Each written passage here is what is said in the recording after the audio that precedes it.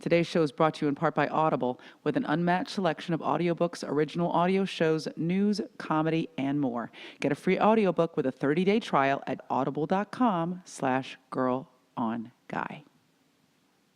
This is Girl on Guy.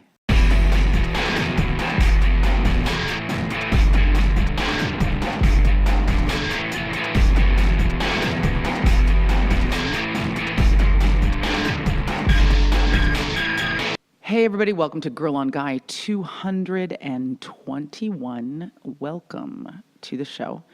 It's December. It's the holidays. Happy holidays to you. Whatever holiday that you celebrate, Christmas, Festivus for the rest of us.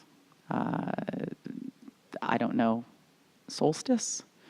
Or maybe you're just opting out of the whole commercial bullshit and you're sitting in your house drinking hot beverages, and binging Netflix, and generally rejecting the oppressive onslaught of this completely manufactured time of year. Huh? Okay, yeah, I'm a Scrooge. Bah humbug. I hope you're having a good time no matter what you're doing. I hope you're taking some time for yourself at this time of year. I think it's an important thing to do at the end of the year, the end of the calendar year anyway, to take some time to rest and reflect and look back at your life and look forward at what you want and take it easy on yourself. Because I think the holidays are a time when we tend to beat up on ourselves quite a bit. I'm not good enough. My house isn't fancy enough. This tree isn't tall enough. I can't afford all the shit my kids are asking me for. Just let yourself off the hook and try to spend time with the people that you care about. Try to get some extra rest. Eat whatever the fuck you want. There's always time to go on a diet next year. Enjoy yourself. Don't do that. Don't do that thing where you say you're going to lose weight over the holidays. You're not going to lose weight over the holidays. You're going to eat all the stuff you want. You're going to be disgusting. You're going to have chocolate for breakfast. You're going to eat cake the morning of Christmas morning. You are going to reject all previously adhered to rules, and you're going to have an awesome time, and you can figure it out after the first. That is my advice to you. Terrible advice, but you're going to have a great time. So I suggest that you follow it. This episode of Girl on Guy is brought to you in part by Audible, and you can get your free audiobook with a 30-day trial by visiting audible.com/girlonguy. And you can get anything. There's anything that you want, any book that you are curious about. Well, look, I'm going to be exaggerating. I don't know. There's a lot of books on there. And as they would say, an unmatched selection of audiobooks, original audio shows, news, comedy, and other Audible enjoyments. If you go to audible.com/girlonguy, you get a free audiobook when you sign up for a 30-day trial. And there's so much cool stuff on Audible, including, as you know, the audiobook of yours truly, his book, and by yours truly, I mean me, Self-Inflicted Wounds, read in my own scratchy and mildly irritating tones. And you can get that there. But you can get any book you want, any book that you want at audible.com/girlonguy. And there are so many books to choose from. If you are a Dave Eggers fan, all of Dave Eggers' books are on there. There are new books. There are old books. Trevor Noah has a brand new book out and is already on there. If you love Trevor Noah of The Daily Show, he's got a delightful accent, and I'm sure his book would be lovely to listen to. The Girl on the Train, that was a big fat movie. From what I hear, it was not as good as the book, and you can enjoy the actual book by going to Audible and getting that book.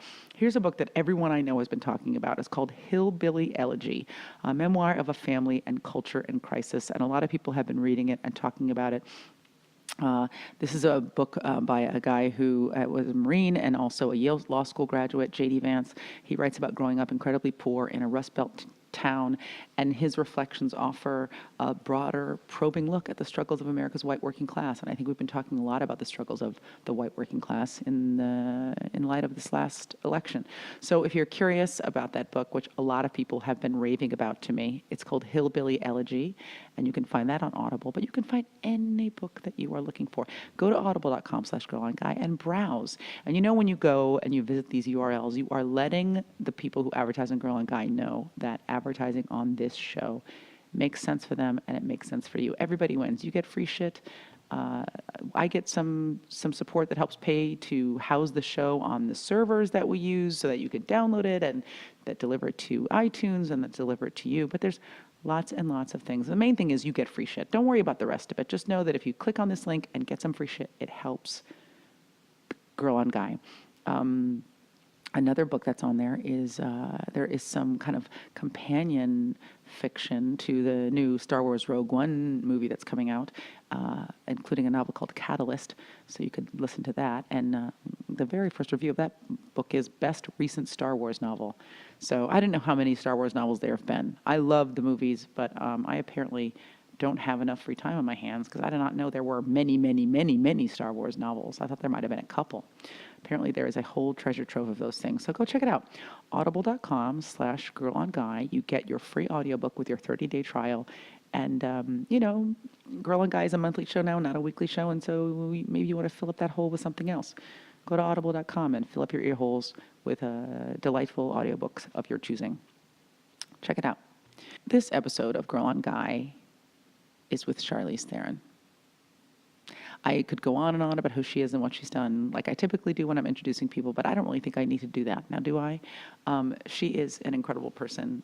We have become friendly over the last couple of years, and she is a delight to know. She is as extraordinary as you might imagine. And I know that people rave about how beautiful she is, but really what she is to me is just a fierce, honest, funny, unguarded, driven woman who is trying to do the most good in the world that she possibly can. She has a charity called the Charlize Theron Africa Outreach Project, which focuses on HIV prevention and also violence prevention against women and girls in Africa and sub-Saharan Africa. And it's a great charity that does incredible work. I've been very lucky to participate in some of their fundraisers, and I'm lucky to have the job that I have. I'm incredibly grateful for it, and I think the best part about this job is the ability to give back on a large scale, and that's what she's doing with CTAOP. She's a cool lady, and you will find that out in this conversation. We didn't have a lot of time together, but we made the most of it.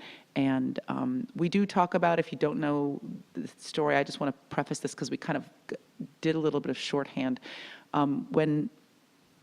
When Charlize was about 15 years old, her father, who had an ongoing drinking problem, physically attacked her mother and threatened both Charlize and her mother while he was intoxicated, and her mother, in self-defense, shot him dead. It's common knowledge. It's been out there for a long time. We talk about that, and I just wanted to tell you about that before we started the conversation so that when we get into it, it's clear what we're talking about, because I didn't really preface it in our conversation. I want to make sure you have all of the information as we start talking about it. But I wanted to ask her about it because we're friends, and I think you can't live through something that traumatic without affecting you in some way. But she was incredibly honest and present and talking about it. And I think, when you see all the work she's doing to help other women and girls, it helps frame that drive with some clarity. She's a special lady. You know that already. I'm really lucky to call her my friend, and I'm thrilled I got to have her on the show. Ladies and gentlemen, this is Girl on Guy 221 with actress, activist, philanthropist Charlize Theron, coming at you straight out of the Girl on Guy bunker and right into your face. As close as you feel comfortable. Okay. Is that good? Yeah. Charlize, welcome to my show. I know that was a dramatic physical change from what I was just doing, but that's how I feel. You basically just did the arm splits. I did like the end of my gymnastics routine is what I just did. Yeah. Welcome to my show. I'm Thank so you so excited. much for having me. Oh, fuck. Okay, I'm thrilled. I really am excited. Because I was going to say the phrase I'm a big fan, but that's not right. Because I'm a big fan of you as a person, specifically. Right and back not at all you, that sister. other shit. So Feel the same way about you. From the first moment that I met you, do you remember where we met? I feel like it was at was it the Penn Awards or it was Women of the Year Women of the Year Awards. Yes. That's it. Yes. Yeah. Oh my God. And I literally I watched you on stage. You were so amazing. And I was like, I need to know this woman. Oh, I need you're to the have this best. woman in my life. And then I invited you to something and it didn't happen, but then we ran into each other again and then it just kind of took off. Yeah. But I remember so vividly just looking at you in this beautiful pink dress and I was like, Oh my I need to have God. this bitch in my life. And I went to work. Yeah, well, thank you. Never has anybody said anything more flattering to me than that. No. And it's been such a lovely time getting to know Yeah. you. Yeah. I mean, we're both so busy that it's like, it's fucked up. You want to people you want to hang out with all the time Yeah. and no one has any time, but it's good always because great we have when we do. similar lifestyles. We do. Like, I feel like there's a lot of women in my life, like you, like Chelsea, like women who are just like, out there conquering the world. And I just fucking love that. Yeah. And so it doesn't matter if we don't see each other for 3 Yeah, months. Like exactly. we see each other, we pick up right where we left off. And I love that about our friendships. And I think it's also nice to choose, and I don't mean like in a calculating way, but you get connected to people because there's something in them that you see that either you admire or you share. Definitely. And it's nice to find kindred spirits Yes. because, it's, I love that. They're hard to find, I think, actually. They're really hard to and find. I think there's certain people that within 5 minutes, you just know. And I felt that way about you. I felt that way. Like, there's a few women in my life that I was just like, it was just a no-brainer. I was like, I will learn from this woman. Yeah. She's amazing.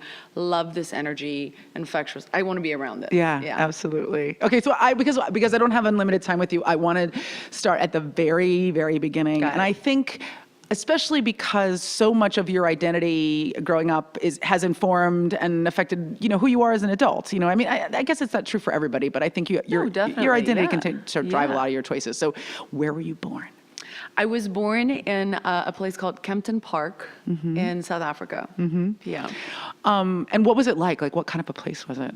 Because again, I'm Americans. Yeah. I don't think Americans are little shit. We don't know shit about anybody but ourselves. So, you know what I mean? Kempton Park is just a small suburb just right outside of Johannesburg. And my family actually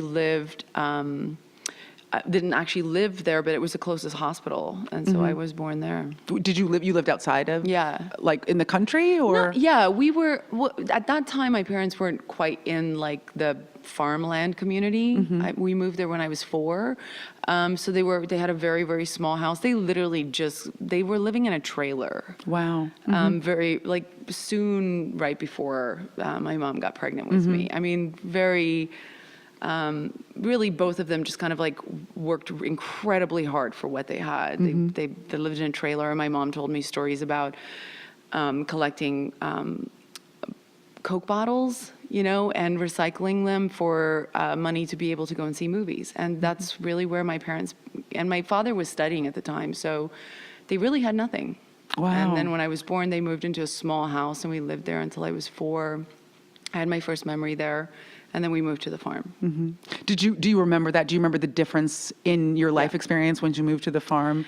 Yeah, the only thing, I have very, very few memories from the house. My first memory ever was of falling into the pool in the winter. And it was a very peaceful memory. There was nothing panicking about it, but the first vision that I can remember was my mother's slippers coming through the water. To get you? Yeah, to come and get me. Yeah. And that was my first memory. And I remember a cat passing away there. And those are about my memories that I have from that house. Yeah. Because whenever there's like a dynamic change, sometimes you remember the experience of the difference of your life, like your life changing, you know what I mean? Going from living in something like a suburban house to going on to a farm. Were you aware, but the farm probably seems like it's the most establishing experience of your childhood. Yeah, I remember going and seeing the property with my parents, and I was just like, wow. It was just, it was just so spacious, and the people living there before us had a lot of animals, and a lot of them stayed behind. And so we ended up with them, and it was a magical place for a 4-year-old. Yeah. And so I was super excited about living there and moving there and growing up there. Were you an only child? Yeah. Yeah. Was it a working farm? Like it was how you were making a living? It was a working farm, and then my father was an engineer. He was studying, and then he started working for a company in road construction. And so he did that for a couple of years, and then the two of them kind of decided to start their own business. And they needed the space to be able to hold the machines. And so that's really, truly why they bought we call them in South Africa, we call them plots. Okay. So they're small farms. Yeah. So they are nothing more than maybe 20 acres. They're not giant. Yeah. And other than sometimes my mom would stop at a grocery store. But otherwise, we really we did live off the farm. You know, my mom slaughtered what we needed off the farm, and we grew all of our vegetables and fruit on the farm. And we also had our own fresh water. Wow. I think that people think also of sub-Saharan Africa as being very warm, but South Africa's, far down in the southern hemisphere. So did you have like a traditional winter? Like, was it a year-round farm, or did you have periods of time when like it was freezing and? Winter's cold. We rarely get snow. Like where I'm from, we rarely get snow, but we get frost. And we had snow once in the time that I was in my lifetime there. So, and I was 5 years old, and I remember it so vividly. It was just like, it was like magic. I mean, I'd never even heard of snow. Nobody had ever talked about snow. Christmas to us was, Santa Claus on water skis, like, so it wasn't like, oh, that's snow that I read about. Like, I had no idea. And this stuff started falling from the sky, and I panicked. Wow. And then I remember not having any of the gear. And I remember my mom putting plastic bags on my hands to play in the snow. Oh, not that did anything, but it was a great experience. But yeah, we have frosty cold winters, and then we get winter rains as well. And the summer is beautiful. Yeah. But spring and fall are definitely the best times. I have to go. I'm dying to go, actually. You're going with me. I'm going to go next year. I'm Yes. taking you. We're going. I'm really excited. We're doing it, yes. This is a question that I don't even know if I'm going to be able to articulate properly, but I apologize in advance if I don't get it right. But No. Don't apologize for anything. Okay, good. I won't not. I think every culture is different, every country is different, and I think in terms of how women raised in that culture perceive themselves. As a young girl, like, what was your sense of what was possible for you? Especially growing up in this particular context, living on a farm, and maybe, like what your cultural touch points were. Like, what did you want to be when you were that age, and what did you think you could be? At 4? Yeah, or at 8, or, when you were a little kid, So the first thing that happened when we moved to the farm was, like, I injured myself tremendously. Really? I continuously kind of injured myself. I was an active child, and I wanted to be busy, and I would climb things. I would climb trees, I would climb fences, I would climb anything, and I would fall. I never broke anything, but I think my mom realized at a very young age that I needed something to kind of focus me. And she took me to a ballet class when I was about 4.5. And we were a bunch of, 4.5-year-olds in the class, and the teacher spent about a half hour kind of showing us first position, second position, just like some of the technical things about ballet. And then at the end of the class, she played a piece of music, and she said, I want you to listen to this piece of music, and then you're each going to get a turn to do what I just taught you to this music. And so everybody kind of went up there, and they just kind of did first position, second position, third position, what they were just taught in the class to the piece of music. And in that time, I was running around gathering Coke cans out of the garbage can and toilet paper out of the bathroom, and a chair, and I put the toilet paper all over my arms, like strings, and the Coke can was like placed in a corner, and I was hiding behind a chair, and all of a sudden, I came out flying, and I was this creature who was being chased, and I had to drink from this well. And I think my mom realized I had an imagination that could be really a good thing or a really bad thing. And so I fell in love with ballet, absolutely fell in love with it. And to be completely honest, I thought that's what I would do with my life. I ended up studying in a lot of places. I went to art school in Johannesburg.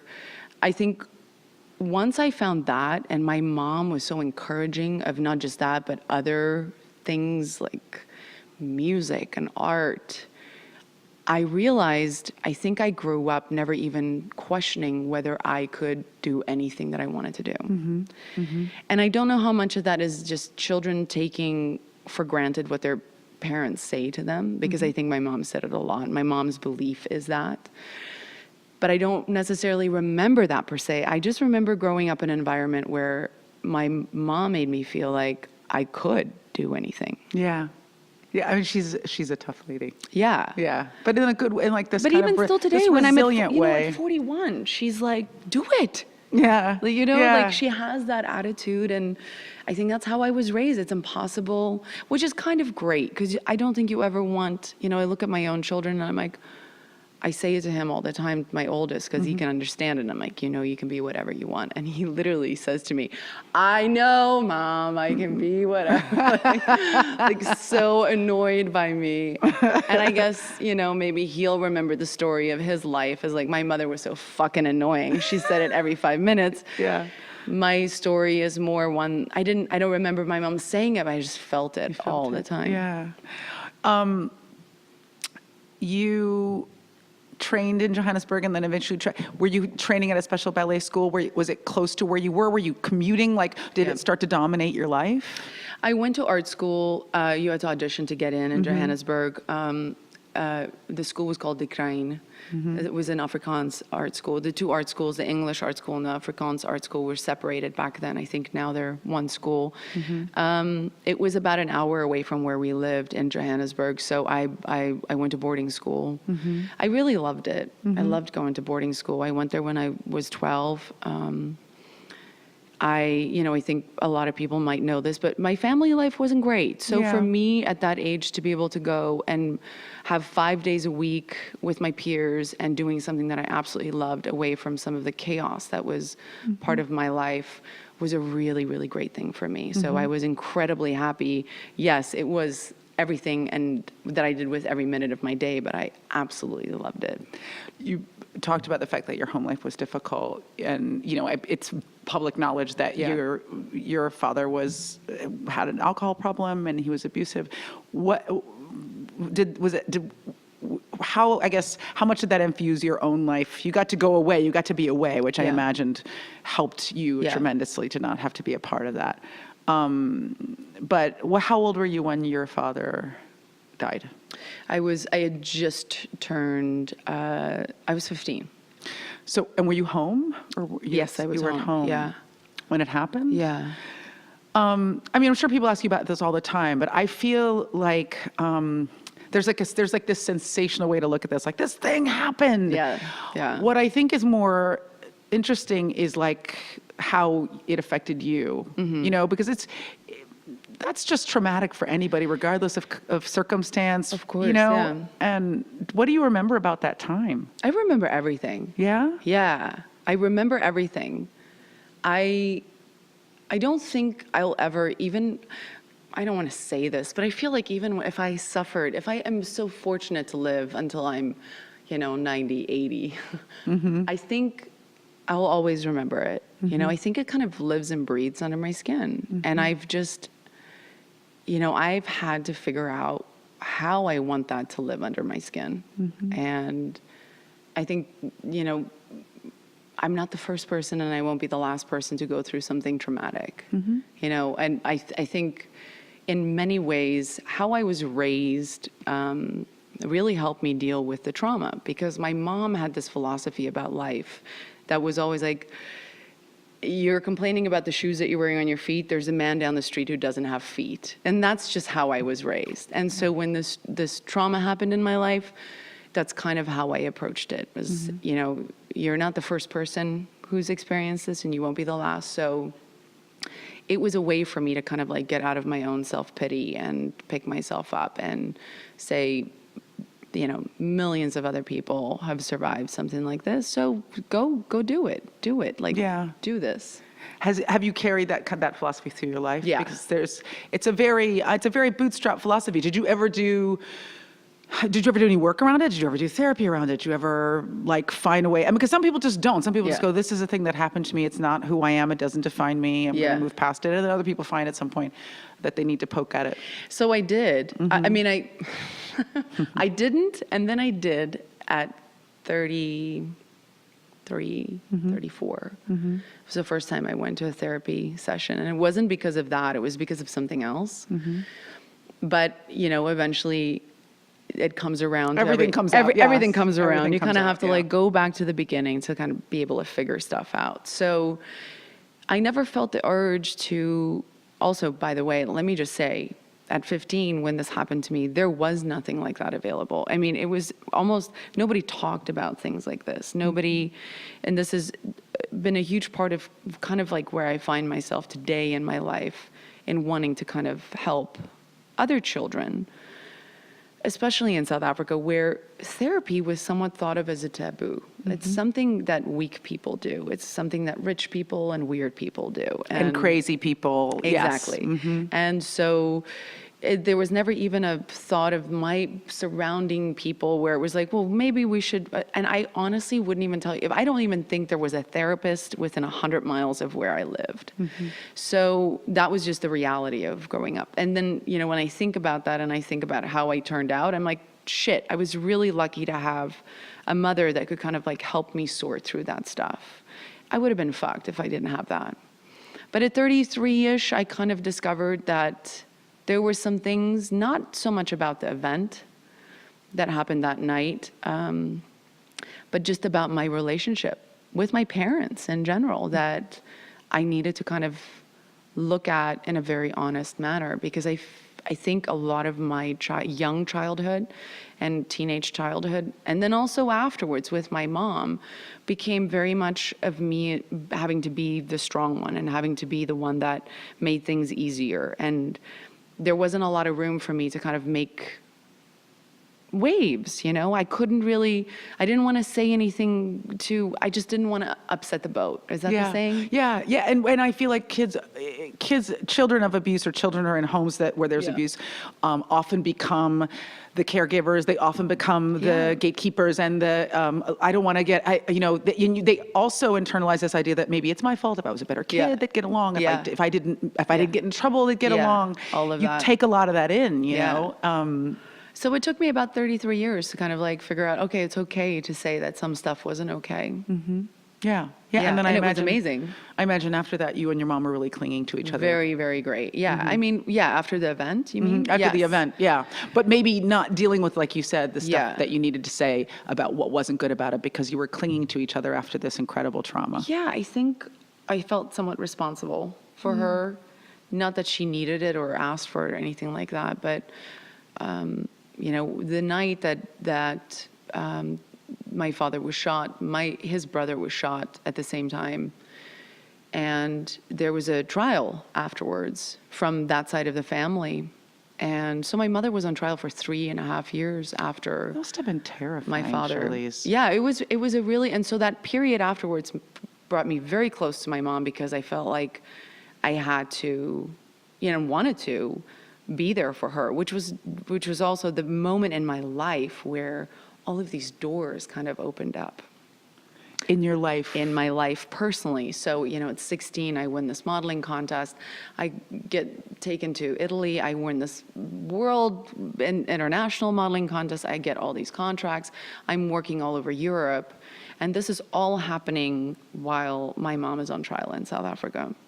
So I'm going back every 2 months to be with her. I had to go back to testify. My mother basically lost everything. I mean, literally everything. Because she wasn't able to work, or because she was having to pay for her defense? Because my father was just incredibly irresponsible with what we had. Yeah. He was an alcoholic, and alcoholics, in order to feed that disease, will do very, very sneaky things, and they won't care about their family. And there was a lot of stuff financially that happened with the company and with their finances that my mom never even knew about. So all of a sudden my father passes away, and everybody shows up, collectors start showing up, and they're saying, we're taking the farm, we're taking this, the business, everything. And my mom and I, but at the time, thank God I had my own job, and I was being able to take care of myself financially, but we had nothing, absolutely nothing. It's, I'm not a religious person at all, actually, but it's so kind of extraordinarily providential then that these doors were opening for you in a way that you could start to create a life for yourself and for her. I know, right? On your own. Yeah. You know what I mean? Yeah. And there's just, one of the qualities I really like about you is that there's this, I don't know. I don't want to sound like just there's a fierceness to you that I think comes from having had to forge ahead constantly.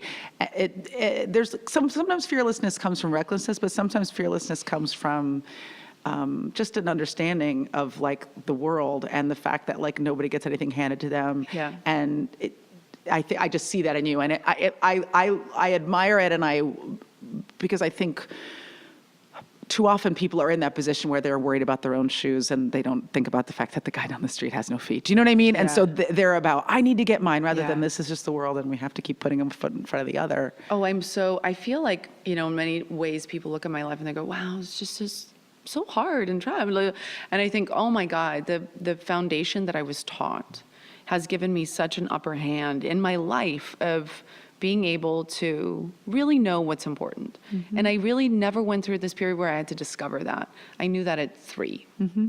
And knowing the power of taking just that self-awareness, like, and doing something with it that's not just about you, mm-hmm. and not living in a bubble is just, I think what I discovered in therapy, this was really interesting. Mm-hmm.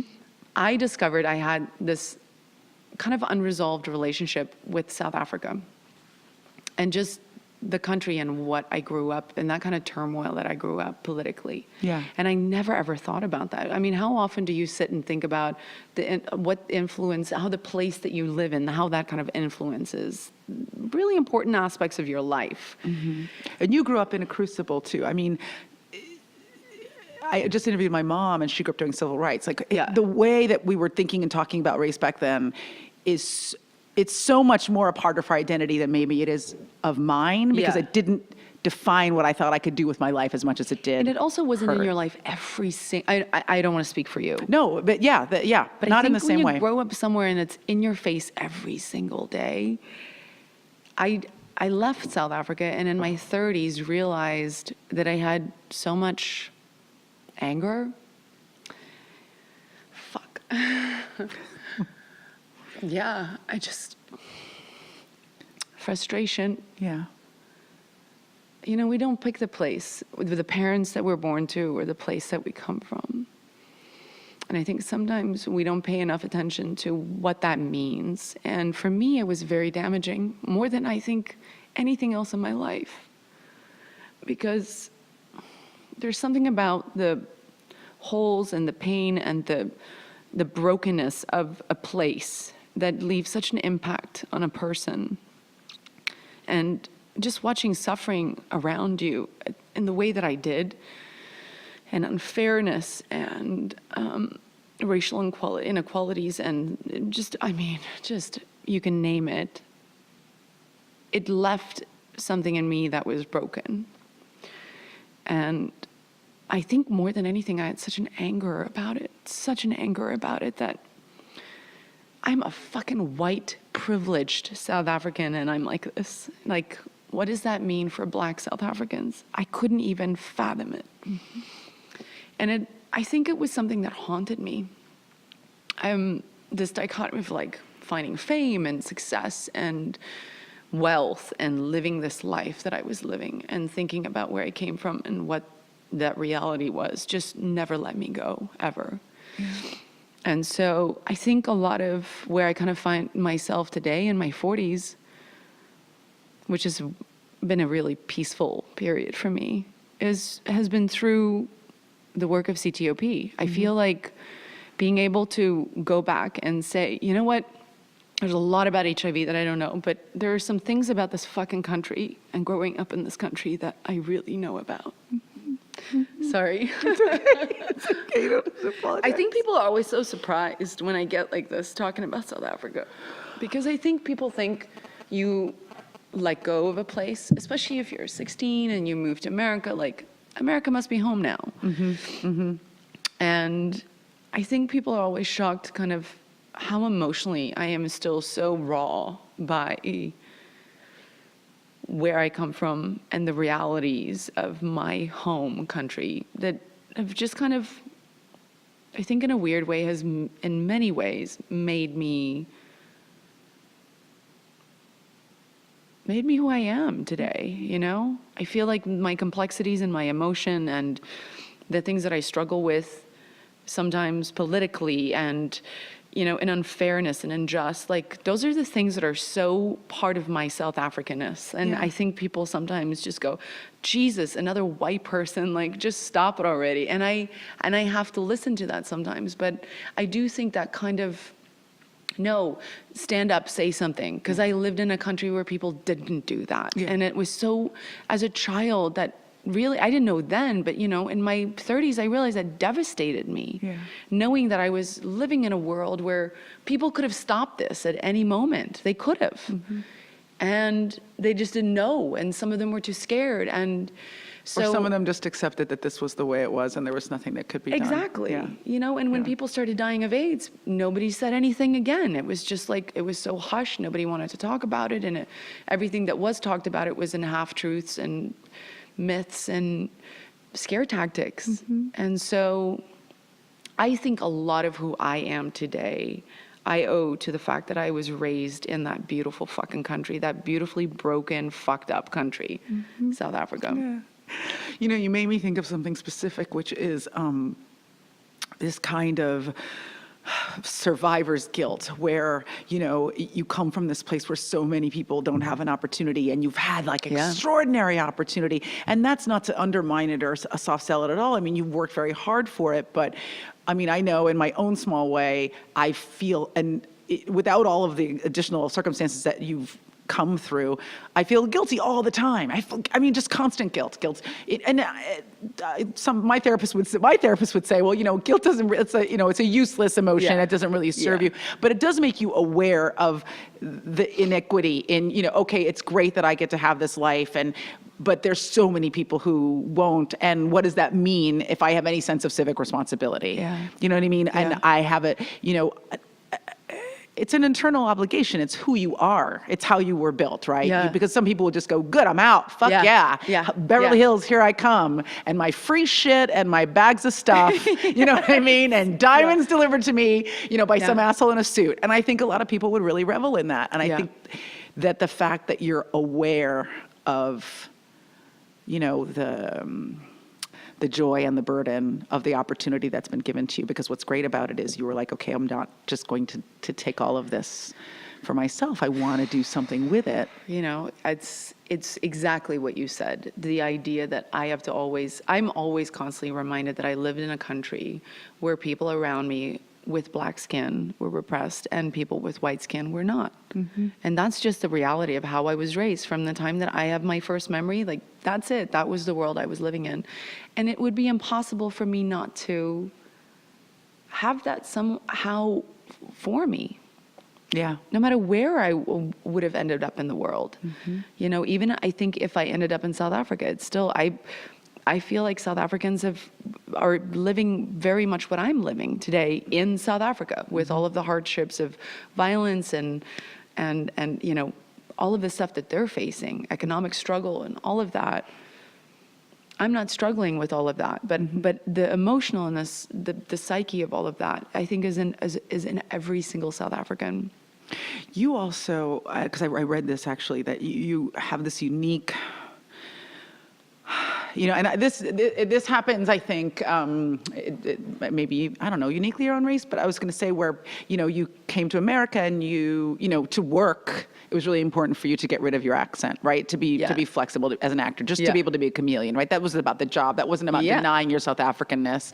That was just about doing a good job at your job. Oh my God. Okay, first of all, I've never even heard anybody speak like that about it. It's always been the opposite. That's so nice to hear. It's Finally, okay. It's fucking true. But people don't get that. No, and I have not had the same experience, but I've had people say to me when I was, why do you talk like that? And I'm like, I don't know, like fucking American, like why? You know what I mean? Like what? Wait, what does that even mean? I don't have. Sound like a white girl, or I speak common American English. Trapped between two communities, neither of which feel totally like your own, right? Yeah. South Africans saying you're abandoning, South Africa. Americans saying, well, you're not really an American, and feeling like you're someone who is, Yeah, whenever I would say something that people just didn't find, that whenever there was a disagreement, whether I was saying it about South Africa or America, I was always told, like, well, then go back to the South Africa or go back to America. Yeah, exactly. You don't live here anymore or something like, I mean, that's kind of been my life. And, you know, I get it. I think there's a part of me that I have empathy for it. I understand, because when I look at South Africans and I see how they struggle, I go, fuck, I would probably feel that way about somebody who was living the good life as well. Mm-hmm. So I try not to take it too personal. I think until I started CTOP in 2007, I didn't have a space in South Africa where I really felt like what I was doing mattered and was really valued for what it was. Mm-hmm. I felt like before that, my acting career was kind of thought of as like, that's great. Like, the positive people were like, that's great, she put South Africa on the map. But it's like, yeah, well, who the fuck's Nelson Mandela? Like, let's not forget about that, people. Like, stop. Yeah. But people were really nice. Some people were very nice about it. But when I wasn't just being the pretty face who was just smiling and not saying anything about the political climate of South Africa, you know, that's when I started ruffling feathers. That's when, you know, when I talked about the rape crisis in South Africa in the early 90s, the Mbeki government didn't want to hear anything about it. And I was, you know, I was Al Capone. Mm-hmm. And so being enemy number one with the current government didn't really get me anywhere. And it took me a long time and many, many years to kind of figure out how to do what I needed to do with the help of the government, but also not at the mercy of the government. Yeah, with or without them. Yeah. Because it needed to be done. Exactly. Yeah. And then in America, I feel like, look, we just went through a lot. Fuck, we're going through it now, man. I mean. Yeah. So all I will say about that is that I've walked away from this recent election, you know, saddened and kind of demoralized, like everybody, but I feel ultimately I walked away with a realization that we really need to start listening to each other. That's really what I walked away with. Mm-hmm. And I feel like a lot of times when I've said something about America, even the fact that I have an American passport and I've lived here longer than I have in South Africa, all of that doesn't really matter to like some Americans. And yeah, but I was fucking born here, and they're going to tell me my opinion doesn't matter either, so they can go fuck themselves. So that's do you know what I my point. mean? My point you is, chose to be an American. Totally. My point is that we are going to have to. I mean, this country is so divided. We are going to have to start listening to each other. We are going to have to, because saying that the other side is just wrong isn't going to get us anywhere. We are going to have to start really understanding why they're saying we're wrong. I have a totally different take. Tell me your take. Well, it's not exactly what I've been saying to people is because I think people feel like we lost our country, and I don't doubt that we're going to backslide in some ways, but and this may be I may be making it too dramatic, but I think about my mother growing up at a time when she had to sit in the back of the bus. Just my mother, not 2 generations ago, just the woman who birthed me. And she didn't even like interact with white people until she was a teenager. And, you know, people who lived through that, or who lived through Jim Crow, or who lived through trying to get suffrage, or who lived through Stonewall, or who lived through pre-apartheid South Africa, and that we're sitting here going, boo-hoo-hoo, we lost our country, is bullshit. Because if at any point in time, at those times, people thought, we can't overcome this, we can't surpass this, we wouldn't be where we are now. So this is a momentary setback, which I think always occurs after a great leap forward. And our great leap forward was a black president and this kind of unprecedented period of progressivism. I don't know. I mean, race, man. Race is just, you come from another country where race defined. How can we go that far and then fall this far back? It's very, very hard for me to kind of wrap my head around it. It's depressing, but also she won the popular vote. Yeah. So it's not this definitive change in direction that everybody wants to say that it is. You know what I mean? The Electoral College was put in place to protect white slaveholders, and it's still in place, and it's protecting. You're looking at me like I'm a slaveholder. No, I'm not.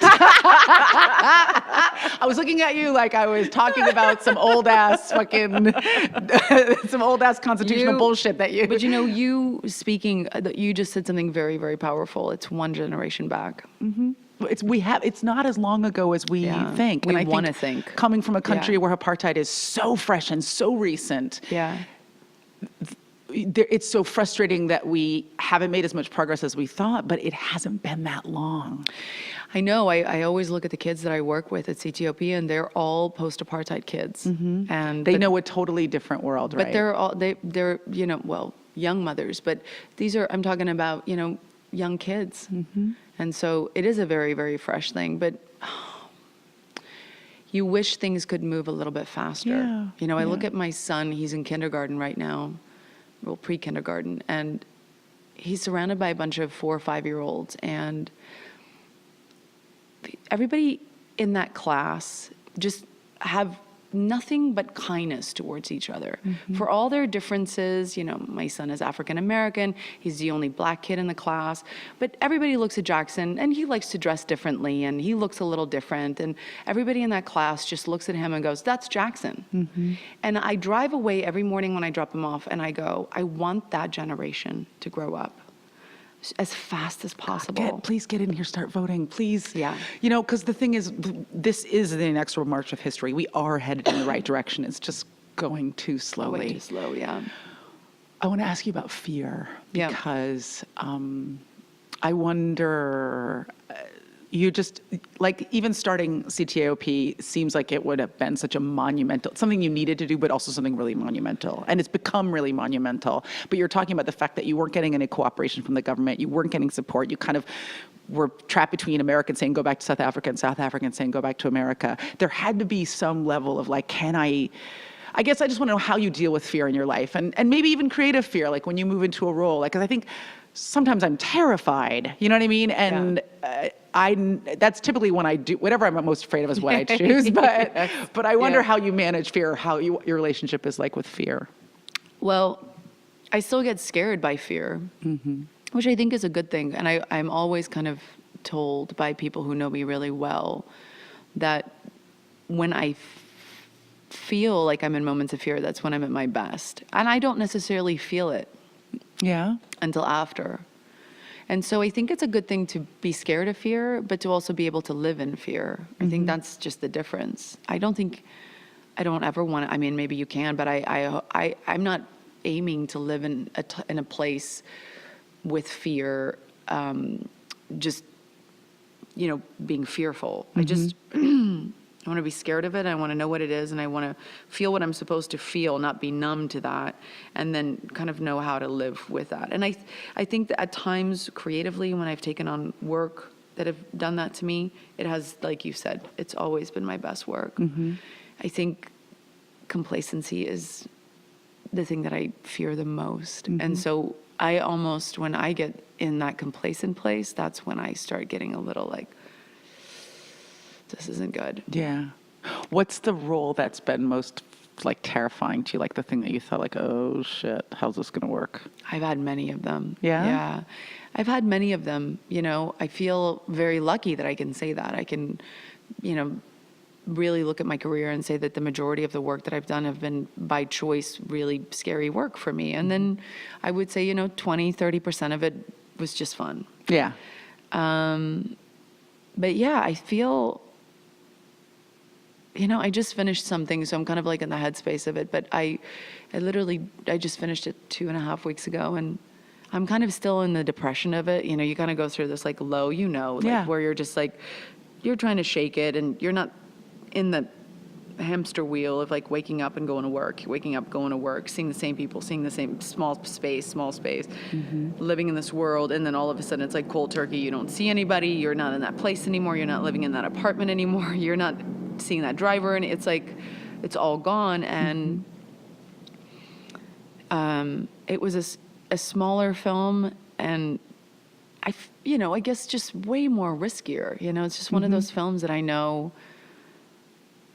very few people will go and see, and at the same time was just really, really challenging material for me, because I mean, for many reasons, like looking at the story and whatever the overall theme is, but also just because I feel like I've had the last maybe 5 years of my career has been so high and low.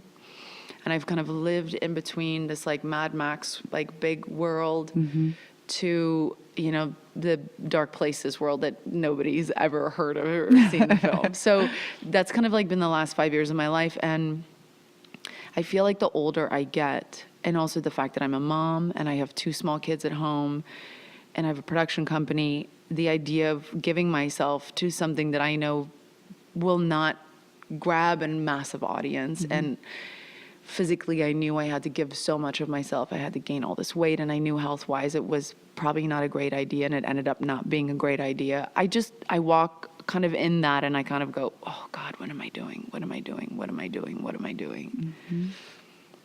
And then I kind of like get myself into a place where I realize what I'm doing. Yeah. I'm doing something that just matters for me. That's Right. it. And walk away from it, and don't think about these big things. Yeah. But you have this, I think, and I don't know if it was like this when you first started acting, but I think as you kind of came into your own, you have this thing where you do make you have made these big radical choices, I mean, I was thinking about Monster and gaining all the weight for Monster, or this movie you just gained weight for again, or like doing Mad Max where you shaved your head. I mean, these things that I think, so I'm going to ask this question, which is, I wonder, people are always surprised if you're a beauty.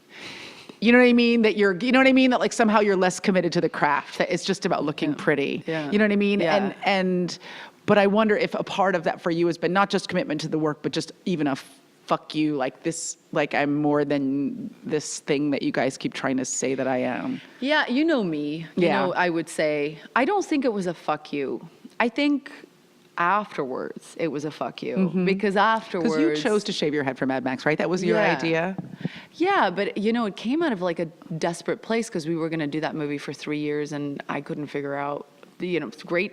I was lucky the movie didn't happen, because not because of me, but because Warner Brothers wasn't ready and George Miller wasn't ready, and all this stuff happened, I think, for a reason, because I couldn't quite figure out what to do with that character. Really? No, I couldn't. And when I look at stills from hair and makeup tests before we, the 2 times that we thought we were going to make the movie, it was disastrous.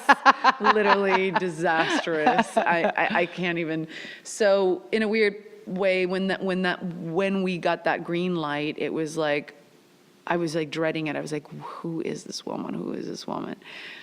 And I don't know why it took me so long, but the story always said that she had to kind of melt in with all these mechanics in this underground mechanic world. And not that people didn't know she was a woman, but nobody cared, because she fit right in. And so it was like, what's that world? Yeah. Show me that world so that I can just be that world. And so I, brought up the fact that if we were just all buzzed, like, who would know? Who would know, and who would care? Right. And especially in a place like that, in a movie like that, where like gender and sex were so, in the movie they defined so much of how people interacted with each other, but there was just a lot of larger statements about gender and about sex. Yeah, completely. I mean, and George, I think, was more aware of it than any of us. George, I think, really wanted to make a film with you hear this a lot. I'm sure you've heard this too, where she's going to be just as strong as the guy. The two-hander. Only also sexy. Yeah. Sexy and strong, but mostly sexy. Yeah. And then at the end, when everybody's fighting, she has a dress on, but she's super sexy and she's strong. Yeah, totally. Exactly. Yeah. So we hear it every day, and we just go, fuck that. And George Miller was actually the first guy in my life that said that and meant that. And so I got lucky. I, bet on the right horse. He actually delivered what he said. That was, I loved that film. I loved it for how subversive it was, and I think you just like a big truck. I just like a bad bitch in a big truck. Okay, we're almost done. I knew I was never going to have enough time with you, but here's the question that I want to ask you. This is something we do at the end of my show. It's called Self-inflicted wounds. Okay. And I think it'll be especially instructive with you. It's a story about something that's gone wrong in your life that's your own fault. It can be anything. It doesn't have to be cataclysmic. It could be tiny. But like the first place I go to is just being a parent. I fuck up every day. I really fuck up every day, and that's just being a parent. Yeah. But I have moments with my son where I go, oh my God, is this what's going to take you to therapy? Like, is this going to be it? The fact that I just did that. I remember he was like 3.5 and he went to his like little toddler school, like whatever that is, like, you know, where they just like, they put them in a class and they just play. And he had started with one of his aunts who played him to Life Crew, I Like Big Butts. And the part where they talk, they go like, oh my God, Becky, did you, like, he just loved it. And he memorized it. And he would go everywhere he went. He was like, oh my God, Becky, did you see her butt? And he was 3.5 going to school doing that. And I was just like, oh my God, I'm the worst parent ever. Everywhere he went, he was like, oh my God. So that's the first place I go to. And I do that every day. I have a moment with, you know, my kids and I go, oh my God, I just don't want to fuck them up. But I don't know, you know, I'll reveal something just in general about me. And this makes me a total fucking asshole. I'm really bad with names. I am really, really bad with names. And I have had moments where, God, I don't know why, but my friend Beth will be next to me and I will be talking to somebody like they are somebody else. And she picks it up and she'll literally say something to save my fucking ass. Mm-hmm. I'm terrible with names, absolutely terrible with names. And it's made me one of those people that are super annoying because I will walk into a room and say my name to every single person because I'm just hoping somebody will say it back. Yes, exactly. Because I'm so fucking bad with remembering names. And also, it doesn't always work because you say, hi, I'm Charlize, and they go, I know who you are. And then they just keep talking. Like, that's not helping me at all. I want you to feel like you have company. I have the same problem. I'm constantly Googling people in front of them, and then like they see it on my phone. Oh my God. And a new thing I'm doing now on set, because for people out there, you know, you'll go onto a show or whatever, and you'll meet like 125 people. And of course, they all know who you are because you're number one on the call sheet. But there's 125 people that, you know, and so I learn people's names. And I have been calling, there are 2 people in the sound department on a show that I'm on, and I'm always interchanging their names. I'm always calling one of them the other guy's name all the fucking time. To that. And I just like, here comes this bitch. She's no idea what's going on. I can so relate to that. I am an absolute worse. Yeah, well, you have other skills that Oh my God. Thank you for doing this. Are you kidding me? Oh my God, what a joy. I think the world of you. I just have to say this. I really, really, I think you are 1 in a million, man. I really mean that. Thank you. I always wish I get to spend more time with you. Yeah, and I always wish that, you know, but I also am always so happy to know that you're so busy. And it's a good thing, you know. But we're going to South Africa. We're going to South Africa together. And we should do a podcast from there. Fuck, yes, done. Let's do that. Oh my God, that'd be amazing. Wouldn't that be amazing? That would be amazing. It would maybe be we amazing can talk and to also some volunteers. really fucking sad because I'll just be crying. Well, we'll cry together. It'll be great. And I'm excited about that because one thing I will say to people out there is that one of the most exciting things about CTOP is how much it's about South Africans helping other South Africans. And it's just amazing. Like the little bits that I've seen, I'm so transported by. So you and I will just be weeping openly everywhere we go. Exactly. And then drowning our... And we'll have great food and you'll meet great people. I cannot wait. I'm really excited. Thank you. Thank you. Oh, thank you. Thank you, lady. You're so amazing. Oh my gosh. Thank you for having me. Well, that was Charlize, and that was great, and I agree. I'm glad we're in agreement. It's the holidays, my friends. It is time. It is time to be as kind to yourself as you possibly can. That's my suggestion to you. Be kind to yourself. Take it easy on yourself. Sleep in, eat junk. Give yourself a big, warm, wiggly hug every morning when you wake up. We spend most of the year beating up on ourselves. I could be better. I could do better. I want to be, wish my house looked like that magazine. I wish my family looked like that television show. Fuck all that shit. You are okay just the way you are. Be kind to yourself. Be kind to the people that you love. Take it easy. There's plenty of time in the new year to self-flagellate. Come and say hi to me online. Follow me, friend me, write me, tweet me, Facebook me. There's one more episode. There's a special episode coming at the end of this month, which is the All Listener Question Show. It'll go up around New Year's Eve. And there's still a few days left to ask me a question. So send it on my way, and I'll try to get to everything. I make this show because of you. I make this show because of all of you. So thank you for your ongoing support and kindness. It's because of you that I've continued to make the show far past the point when it became prohibitively difficult for me, both with my time and my energy. And it's your passion for the show that has sustained my passion for the show. So thanks for listening. Thanks for writing. And I cannot wait to talk to you on the next one. Late. Girl on Guy is a production of Hot Machine, blowing shit up since 2009.